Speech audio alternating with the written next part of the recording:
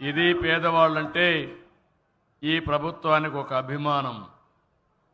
అందుకనే ఈరోజు మనం చూసినప్పుడు ఇలాంటి ప్రభుత్వం, ఇంకో పక్క మీరు చూసినప్పుడు నేను ఒకే మాట చెప్పాను.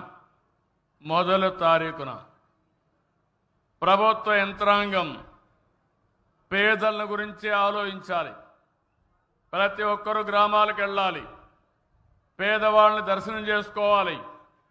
ప్రజాప్రతినిధులు, ఎమ్మెల్యేలు, ఎంపీలు, అక్కడ స్థానిక సంస్థల్లో ఉండే నాయకులు అందరూ కూడా మీ దగ్గరకు వచ్చి మీకు ఆ పింఛనిచ్చే కార్యక్రమంలో భాగస్వాములైతే మీ కష్టాలు నేరుగా అర్థమవుతాయి, కష్టాలు తీర్చే మనస్తత్వం వస్తుంది.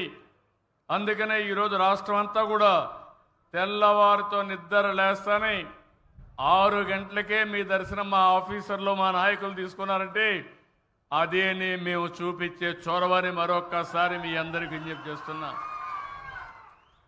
భవిష్యత్తులో కూడా ఒకటే హామీ ఇస్తున్నాను.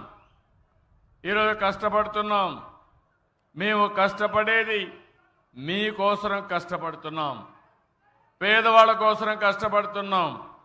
ఈ పేదవాళ్ళకి గవర్నమెంట్ ఇచ్చే పింఛన్లు ఇస్తానే ఉంటాం. అవసరమైతే భగవంతుడు కనికరిస్తే పెంచుతాం. అదే సమయంలో ఇంకో పక్క చేప ఇవ్వడమే కాదు, చేపను పట్టుకునే విధానం నేర్పిస్తాం. మీ అందరికీ మీ ఆదాయాన్ని పెంచుతానని మరొక్కసారి హామీ ఇస్తున్నా. ఈరోజు మీరు చూస్తే ఇంత మునుపు ఒక నెల కానీ ఎవరైనా వచ్చి తీసుకోకపోతే వాళ్ళకు పింఛన్ ఇచ్చేవాళ్ళు కాదు, ఎగ్గొట్టేవాళ్ళు. ఎక్కడుంటే అక్కడ పింఛన్ ఇవ్వడం. రెండోది, ఒక నెల తీసుకోకపోతే రెండో నెల, 3 నెలలు, ఆ మారిగా 3 నెలల వరకు పింఛన్లు ఇచ్చే కార్యక్రమానికి శ్రీకారం చుట్టాం.